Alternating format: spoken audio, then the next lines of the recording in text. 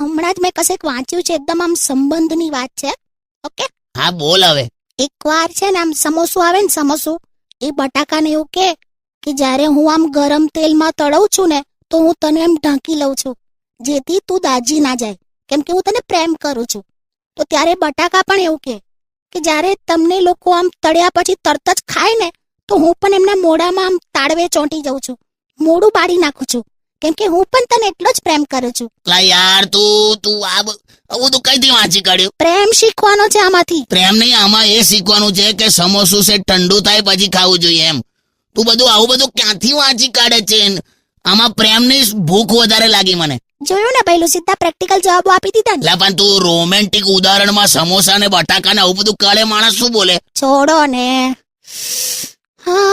હા, માણસના સપના અધૂરા રહી જાય તો શું કરવાનું? ફરી સુઈ જવાનું. એવું નહીં યાર, કટ યાર, મારી વાત નહીં કરશો.